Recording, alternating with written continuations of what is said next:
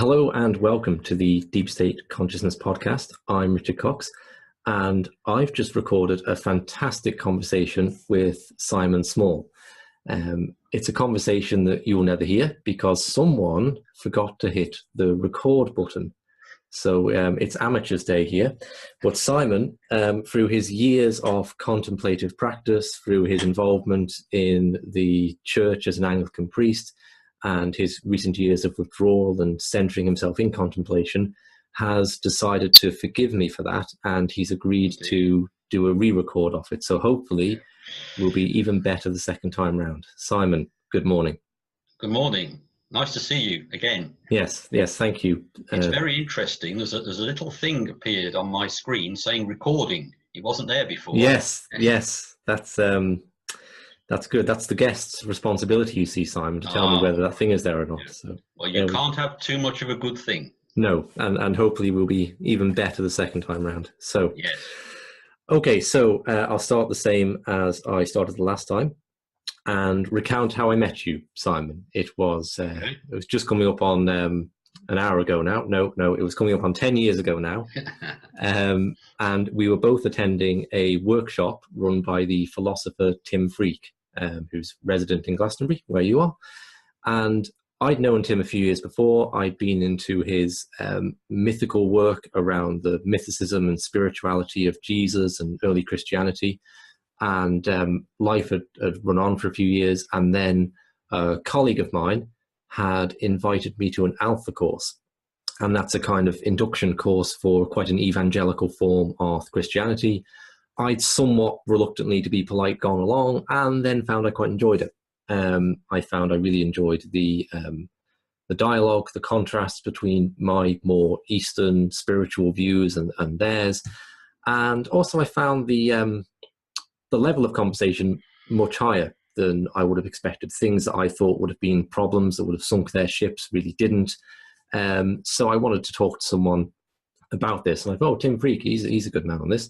But when I went back there, I actually ended up meeting Simon, who had been heavily involved in Buddhism, in spiritualism, and then his life had taken a turn into becoming a full-blown Anglican priest. And we struck up a conversation from that. We haven't spoken so much for the past few years because Simon has been in this period of withdrawal and focusing purely on his contemplative path. So that's something I'd like to know also, how that's gone today. So Simon, good morning again. And well, it's nearly good afternoon. Nearly good afternoon now. Yes. But so we'll go on to all that. But before we do so, could you once again tell us a little bit about your background and how you got to that point of involvement in the Anglican Church? Certainly. It's a long story, but I will try and keep it short. I was brought up as a child going to church. My father was particularly involved, and this is the Church of England. But I think, like many young people, as they reached their teenage years, I decided it was all a load of rubbish. I didn't believe in the fairy stories. I didn't believe God existed. And I politely told my dad I wasn't going to go to church anymore, which he accepted because he was a very good dad. And then for about 20 years, I had no connection at all with religion or spiritual thought. The world took over. Having a career took over. Getting married and becoming a father took over.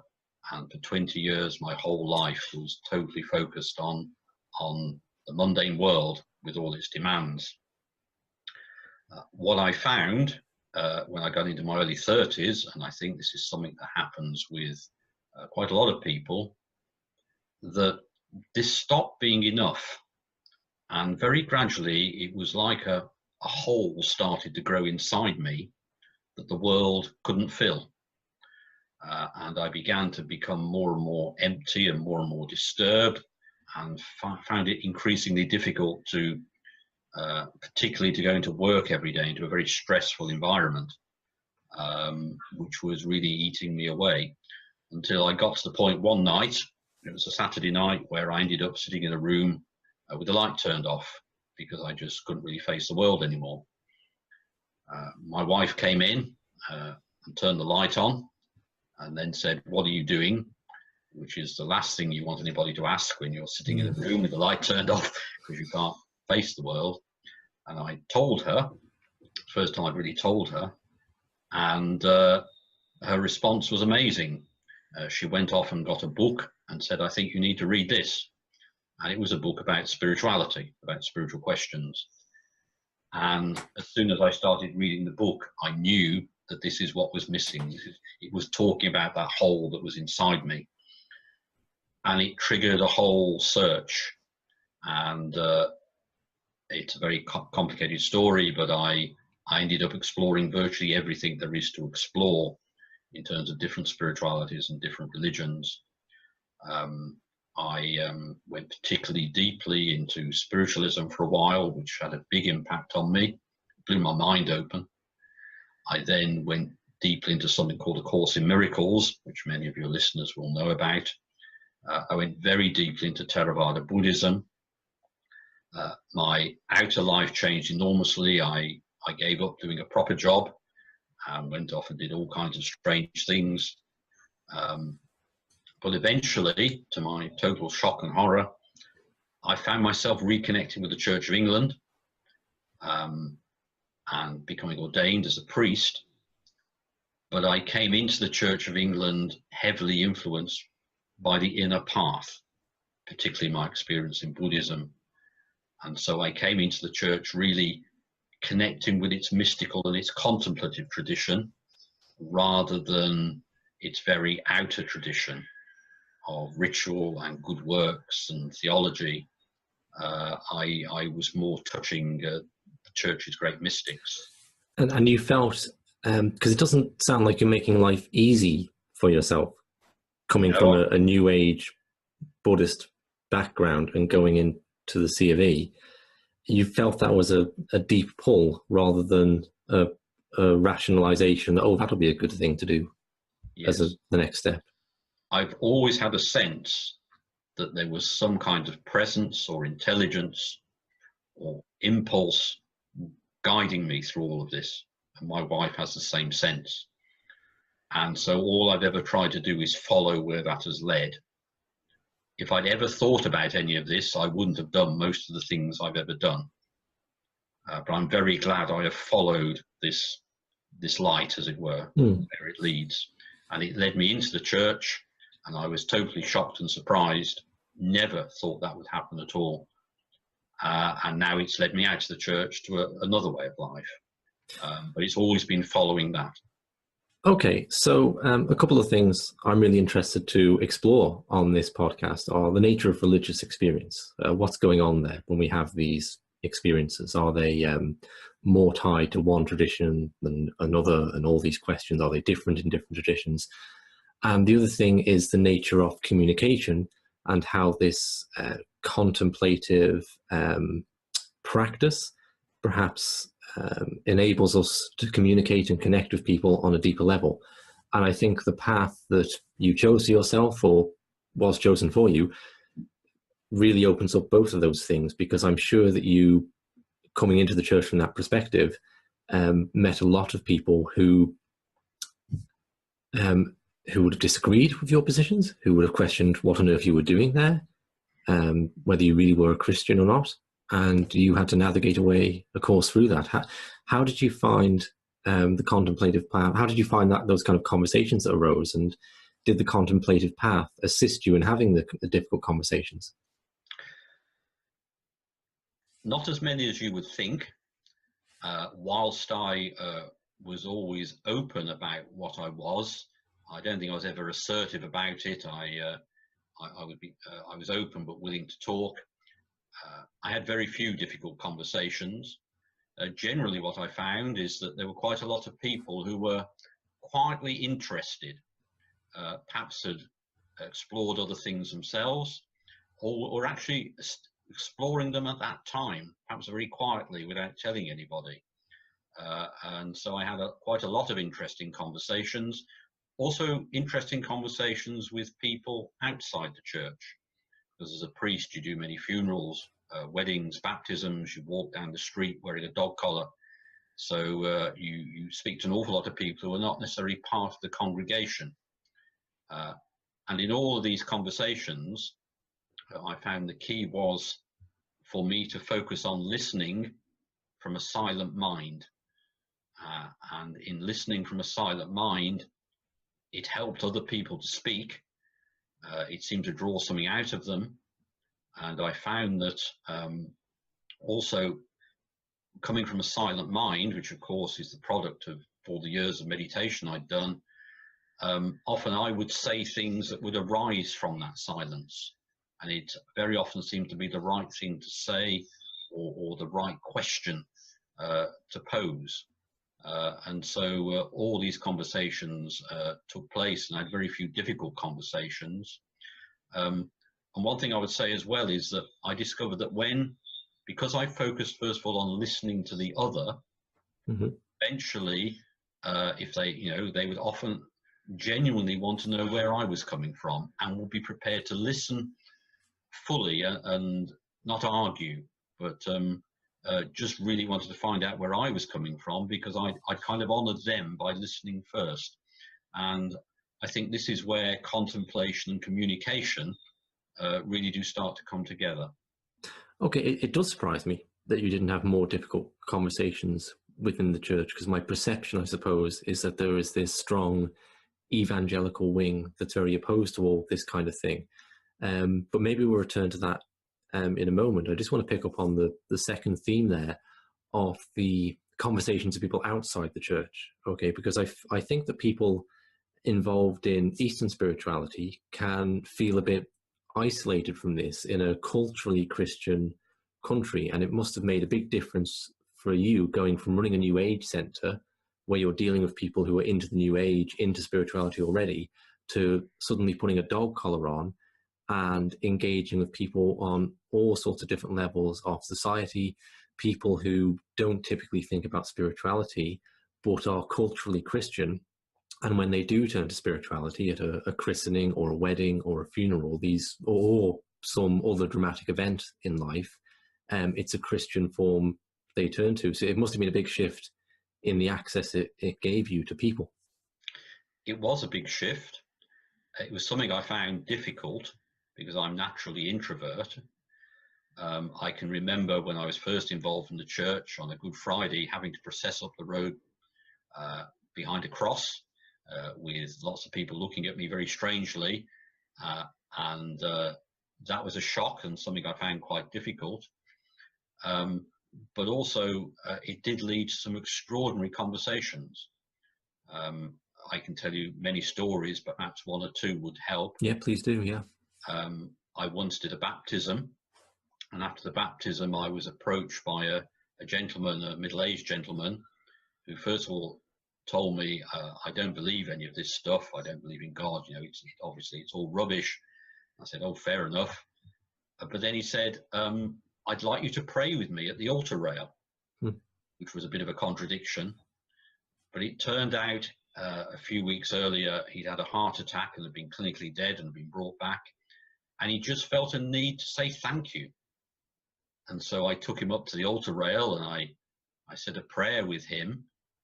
And he looked so much better afterwards. And he stood up and then said, well, thank you very much for that, Vicar.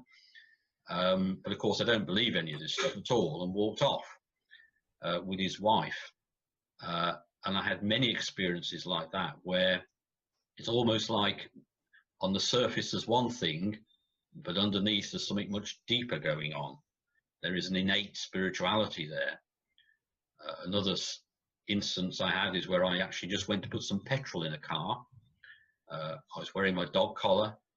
A gentleman came out to put the petrol in. It was one of those stations where it wasn't self-service. And obviously the sight of my dog collar made him really angry. As he was putting the petrol in, he suddenly said to me, why are you into all that stuff? Why are you wearing that? Which was a bit of a shock first thing in the morning. But again, I have this practice of not reacting, but trying to still the mind. And to my surprise, from the stillness, I found myself saying, I got into all of this because one day I couldn't think of a good reason to get out of bed. And his face lit up and he said, I feel like that every morning. And we had this long conversation by the petrol pump about life and what its meaning was and everything. But again, that's a conversation that came from listening. And there is this great gift of being in something like the Church of England, that because you are public, whilst it's difficult, it does create all these opportunities for meaningful conversations in the most surprising situations. Yes, because irrespective of listening skills, had you been still running a New Age centre, that conversation would never have arisen. Indeed. And the other thing is, of course, about being in something like the Church of England, is that you have to encounter people regularly who don't see things the way you see them. Mm. Whereas when I was involved in alternative groups, I tended to just be with people who saw things the way I did. And it's more difficult and more challenging to be doing the washing up next to a biblical evangelical Christian. But on the other hand, it is more enriching as well. Sure, and yeah. It teaches you a lot about other people and yourself. And in the long run, can be quite humbling. Yeah, I often have thought that I think that these different spiritualities, East and West, speak to the deficiencies in each other. So a lot of people leave the Christian thing are attracted to a more Eastern spirituality. And I'm sort of using that very broadly, incorporating things like spiritualism, which are Western. But I think you know what I mean.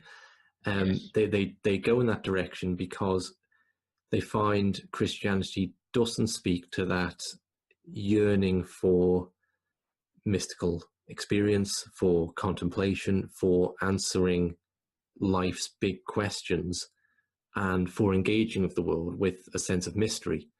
But also, when people get into something alternative, then that can have its deficiencies in speaking to the kind of opportunities that you're talking about being involved in Christianity opened up, which is public engagement. So a lot of the structures in our society are Christian. A lot of the charitable work is done through Christian organizations, not through other spiritual organizations. So it's more worldly in that sense.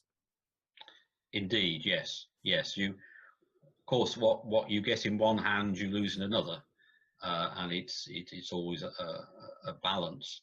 I think one thing I find with many people who are involved in alternative spiritualities of some kind is they often feel very isolated and quite cut off, because very often there isn't a community for them to really join.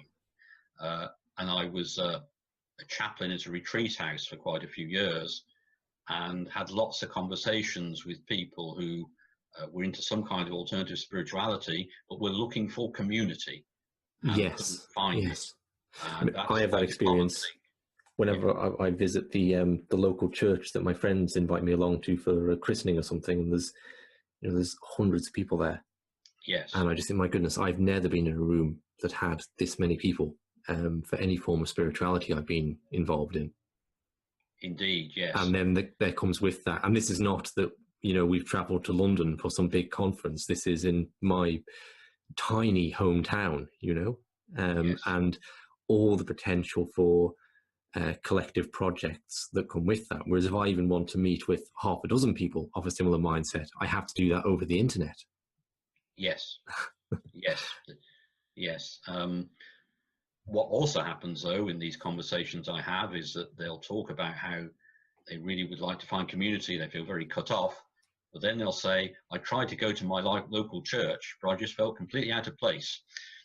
That was my experience also, yeah. Yes, and there is no easy answer to this at all.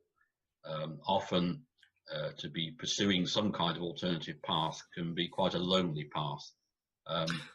But it also brings you face to face with yourself, that cut-offness. And in the long run, that can be a thing that helps enormously in growth and self-awareness. Oh, I fully appreciate there is a time for it. And I think for large periods of my life, I would have wanted to actively embrace cut-offness. And it's entirely appropriate for some people.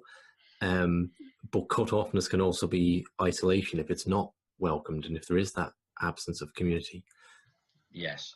What do you feel would have to change within the church to keep a teenage Simon Small involved at that point? Because I think the story you've told is so typical. We could almost like make up a code and say, oh, it was the 29C story, and everyone would know what you were talking about. Because it's also my story. Whereas I was very into the Christian thing and sent to church until I was in my very early teens and started learning about science. And then I thought that suddenly what we were doing on Sunday was fairy tales. It was nonsense, and it was regressive. It was holding human progress back. And I didn't want to be involved. I even saw it as immoral to be involved, and embraced the kind of secular materialism for a number of years then, until finding that utterly hollow, and the depression that arises out of that, and then becoming involved in a more alternative spirituality. So what do you think would have to happen within the church to engage a mentally and spiritually curious teenager such as yourself and keep them on board? It would have to rediscover a part of its tradition that is lost.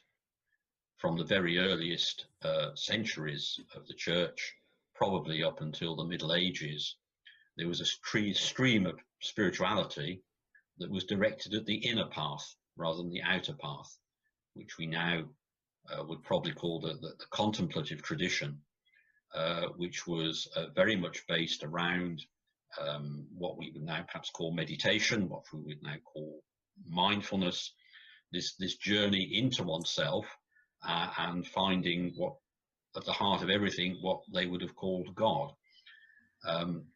Very much the same practices you will find in the East, but we managed to lose them.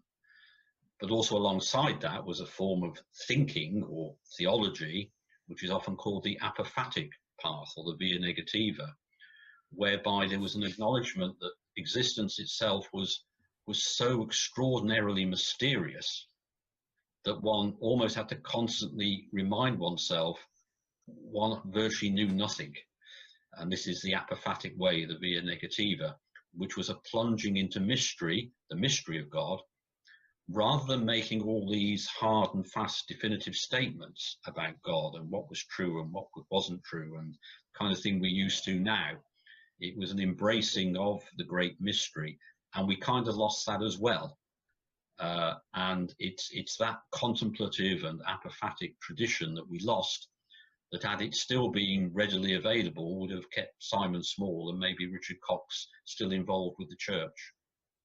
Most definitely. But is there a real difficulty there in that runs counter to what at least aspects of the church present? Because Christianity, to me, there seems to be a lot of salvation through certainty. That's okay, it, yes. That you, and more than that, if your salvation depends on believing something, and there's the potential of damnation for not believing it, is that a difficult thing to reconcile with a sense of mystery? Because I do recall one of the things you said to me when we first met was that beliefs strongly held are often like crutches for people, that people who express a great degree of certainty in something, that they absolutely know this is the way it is, it's often a very surface thing. And if you go beneath that, there's a whole lot of doubt existing on the inside, and that certainty might be holding them back from this abyss that they are afraid of. So it's very important to never kick away people's crutches. And that's not just in terms of Christian certainty, it could be anything, any belief people cling to. So is there a difficulty there in reconciling the desire people feel for certainty in their doctrine with the embrace of a mystery? Yes, there is. In a wholesome, healthy church, I think all of these paths would coexist, and there would be an opportunity for over perhaps a lifetime for people to move between them. I've worked and known a lot of people who, to start with, have very much embraced what one might call a biblical or fundamentalist approach to Christianity, but as they've got older, have begun to move more towards more of a sense of mystery, and have begun to explore the inner path more. But that's been a journey over many years. And to start with, they really, really needed something that gave them a structure and a sense of certainty. It was very important to them in their lives, and it made them a better person and a better person to be around. And I would never ever challenge that. But as a priest, I saw it as my job to be available for that moment when people perhaps wanted to move on into something, into this whole mystery tradition that's always been there. And so there is this movement and this journey, I think, that always has to be respected and allowed to happen. And I can totally relate to that. I think there were things that I was absolutely certain about when I was 20 years old that now I wouldn't be sure if I believed at all. I think it's common across spiritual paths and other things too. So maybe we should always expect there to be a certain tension in the relationship there, but one we must try and reconcile anyway. Yes, yes. The sense of journey in spirituality is incredibly important. I think many of us, first of all, get involved in religion or spirituality often because we find the world a difficult place, and we want something that's going to give us a sense of safety, and certainty gives us a sense of safety. But also I think there comes a point where the journey has to change qualitatively, where it becomes not a search for safety, but a search for truth. And that's a wholly different thing, because truth can be incredibly disturbing. It shatters at those foundations. It kicks away those crutches often, and that's something you have to be ready for. Okay, thank you for that, Simon. I'd like to move on in a minute to ask about this recent phase of your life when you've gone really into the contemplative thing in a quite withdrawn way. But one final question in this area, it's a bit of a challenging one maybe, but I'd like to ask it is, over the past few years, I've become aware of people that have had intensely negative experiences with some form of Eastern or New Age spirituality, and probably most often spiritualism, where they've connected with this thing. It's been very good for them initially in the ways you describe. It's brought them out of this materialistic worldview that's a death to the soul. But then they've encountered something in it which they feel is kind of evil, and had a very negative experience that way. And essentially these people then turn to Christianity because they found embracing Jesus has been an effective way to deal with that, really, a kind of defense against it, whether it's the presence of like an evil spirit or a demonic entity in spiritualism. I've heard people also talk about it with the UFO abduction phenomenon, which is certainly a real phenomenon, whatever the empirical reality is behind it. People have these experiences and have embraced Jesus and then quite an evangelical form of Christianity as a defense against that. And I think with being involved in sort of similar forms of spirituality myself, I want to be very aware when people are telling me they've had negative experiences. So I appreciate it's perhaps a difficult question, but I also think you're maybe a unique position to address it. And I assume that maybe you've come across some people like this over your time. So what would you say to people in that position who have had these kind of negative experiences? Well, I think my first caveat would be that I've worked with many people who've had these kind of experiences, and one has to work with the individual because there are often some quite unique characteristics. But I think the first general point I would make is that I've been involved with, to a lesser or greater degree, a large number of spiritualities over the years and people in those spiritualities. And I have found people who've experienced these difficulties in all of them. Mm-hmm. I have found people in churches who have had very bad experiences of the kind you describe, who have gone off to an alternative spirituality or to something like Buddhism and found a sense of safety and healing there. On the other hand, I've found people from, say, spiritualism or some other alternative spirituality who've had bad experiences, and as you've described, gone to Christianity and found their comfort and healing there. I've no one particular spirituality in my experience is prone to this any than another one. but it's often presented that all the problems are in certain ones, and that's not been my experience. What I would say is that if people are having difficulties, then get away and find something that enables you to rebalance, find some healing, find some perspective, whatever that may be. That's very, very important. What I would also say, and this is quite a deep point that could actually, one could unpack a lot, is that I would suggest that real security lies in self-knowledge. What I have found is that when people have experienced something dark, let's put it like that, the way that darkness works is to exploit their fears, to exploit any sense of guilt or shame they have. It works on the darkness in their own mind, those bits of their own mind that they're not fully aware of, haven't fully acknowledged, haven't fully processed, and it works on those places and in the darkness, and that's where the difficulties lie. But if one has a deep, profound self-knowledge, and the light of consciousness has been brought to all these places, this darkness has nowhere to work. And that's where a real sense of safety, a real sense of security is to be found. Know thyself is the first spiritual teaching, as it were, and in many ways the most difficult to practice. Well, thank you for your comments on that, Simon. It might be something that people wish to comment on of their perspectives after hearing it. So we'll move on to the final question I have for you, is to ask you about this this recent phase of your life where you've stepped back from your role in the church. You've let go a lot of your teaching outside of that, and really embraced purely looking at contemplation, spending a lot of time not doing anything but that. And my perception is that you've probably done this with more focus and intensity than most people would have done who were involved in this world. And you've done it alongside your wife, who's gone on a similar journey through this period. So perhaps just explain for people exactly what you've done over the past few years, and what the effect of giving over so much time to this contemplative path has been.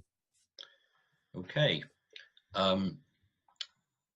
This part of our journey started probably about 15 years ago, when I began to sense that there was something missing from the journey we were on, something we were meant to be doing, but were not. But then one evening I found myself reading a book about people who lived withdrawn lives, hermits, and immediately knew that this is what was missing. And so together with my wife, very slowly, over a period of many years, a bit at a time, we've started to live an ever more withdrawn life, a much quieter life, where not very much happens, where we have a rhythm of spiritual practice. And it's something we go ever deeper into. In many ways, it's almost a monastic lifestyle, lived in the midst of the world. What we have found about living this way of life is that life gets very, very real indeed. When we are heavily involved in the world, really we're living out something which isn't real. It's the human soap opera. And as that human soap opera dies away and you are left with yourself and with time, everything gets very, very real indeed. And that can be both incredible and inspiring and very difficult. It can be very difficult because you have to spend an awful lot of time with yourself and your thoughts. And there is nothing in your mind that you can hide from. And processing the stuff that comes up can be a difficult experience. It's also difficult because of time itself.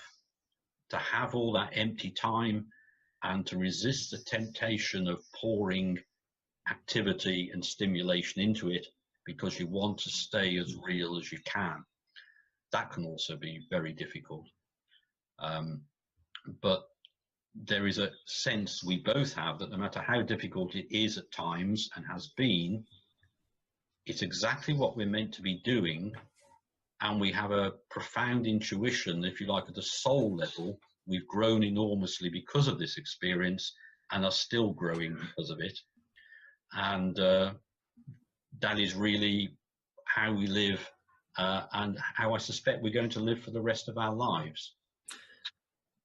Well, it always amazes me that you and your wife, because I would understand if you put a personal ad out looking for a partner who wanted to go down this particular path, but you didn't. You met prior to any involvement in spirituality, and you've ended up walking down what seems to me to be a very narrow path, hand in hand together. It's it always seems quite incredible to me.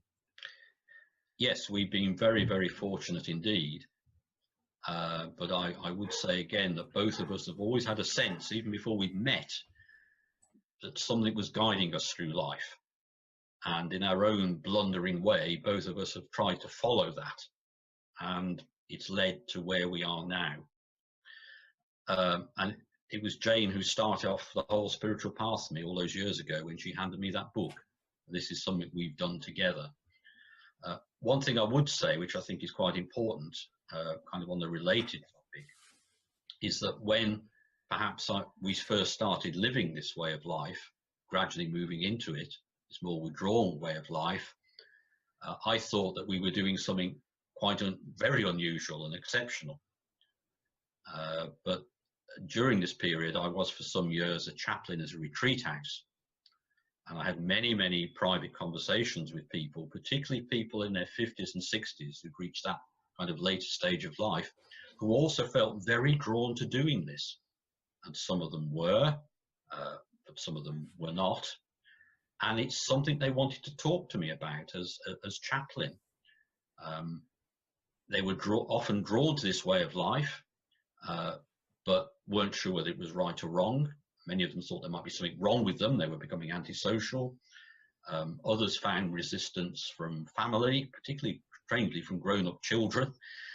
But this may be something that's going on in our spiritual culture that's now becoming more powerful and more present, but is still kind of hidden.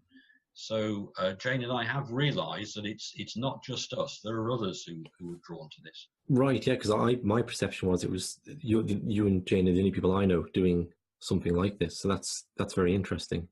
Yes, a lot of people would. My impression was that I met a lot of people who would like to do this, but there were all kinds of things holding them back. But it is like it seems to be there is quite a widespread impulse now in this direction. And maybe it's a response to an ever more intense culture with technology and busyness and speed and all the rest of it, that some people are almost kind of being forced in the opposite direction. Okay, thank you very much for that, Simon. It's been a wonderful 2 conversations today. That's a pleasure. Thank you very much. I will link to Simon's books on contemplation on whatever you're listening to this on.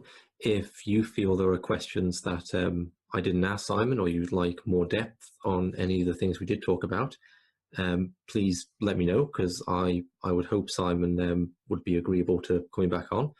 Indeed, I'm yes. also hoping to have him back on to talk about Star Pilgrim, the book where Simon expressed these mystical ideas through the medium of science fiction, which we didn't talk about today because it's been 5 years since I read the book and I didn't feel I could do it justice. And it's also worth mentioning that Simon's wife Jane is an artist and expresses her spirituality through art and has many paintings of the last exhibition I saw, there were a lot of paintings off Glastonbury, kind of impressionist pieces. And I'll confess I couldn't think of the word impressionist the first time round, but Simon told me it, so now I can pretend that I knew it all along. Yes. But she has a website, does she, Simon, that I can link to? Yes, I'll send you the link. But basically she sells prints of her work. She doesn't sell the originals.